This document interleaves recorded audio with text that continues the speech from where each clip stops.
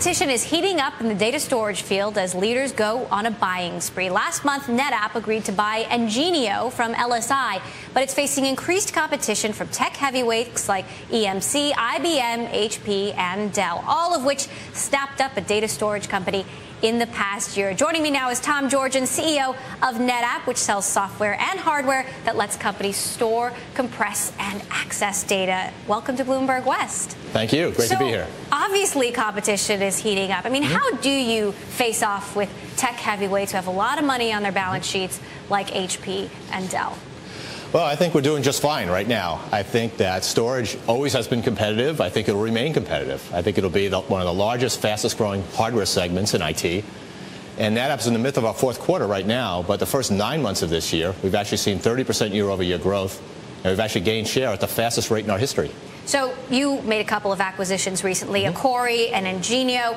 Are you trying to buy core intellectual property to integrate into your business, or are you going into adjacent businesses? Well, I think that each one falls into a different category. A Corey is clearly intellectual property that we want to bundle with our existing technology.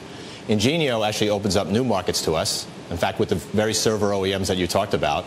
And likewise, it's a key technology that we can bundle with some other technologies to go after a new market that we think is very exciting. We're seeing demand for very, very high bandwidth applications. Video is kind of a classic example. We have a client that tells us that they're going to be generating 1 million gigabytes of storage a day. And that's got tremendous performance requirements. So we see that as a big market.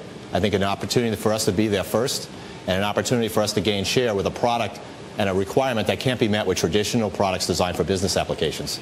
In terms of bandwidth-intensive things to store, like video, I mean, is the space in the cloud infinite in the future? Will there ever be a limit on how much can be stored there? Well, I think that the question is, at those types of data rates, is do you really have enough bandwidth to put it all into the cloud? So most of these very, very large applications are actually storing data locally. They may distribute it to a bunch of users that are in the cloud, but the actual acquisition of the data and the storage of the data is usually done inside the individual enterprise. But eventually, I mean, does the cloud keep growing? Well, I think the story of the cloud is going to play out over 10 years. And I think cloud means a lot of things to a lot of different people.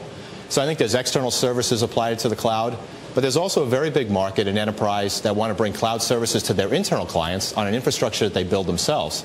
And it's that data center transformation that NetApp is leading, and that's actually why we've been growing in the last year. Yesterday, Cisco closed its flip video camera business to kind of streamline and refocus on its core business products. How do you go into new businesses with and avoid the Cisco syndrome?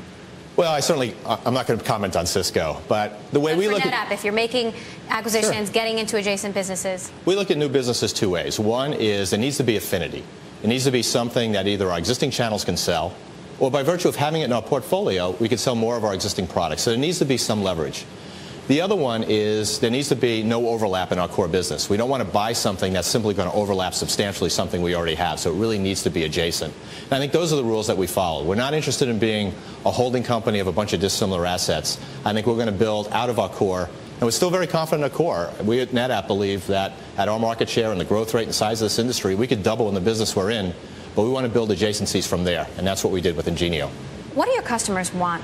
I mean, what are their primary objectives? Well, I think, our primary customer is IT departments.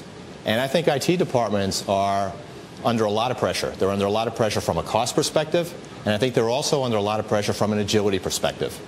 What I tell people is that in our firm and our customers' firms, that IT tends to be the longest lead time item of any major transformation we want to undertake. And I think that's why people are considering these other options, like the cloud and other things, is that how can we shorten the time frame that we can either implement major decisions, consolidate businesses, do M&A, and I think velocity is what they're looking for most. And I think that's how IT organizations can impact business, is by generating velocity around the key transformations. All right, Tom Georgens, CEO of NetApp, thanks so much for joining us on Bloomberg West. Thank you.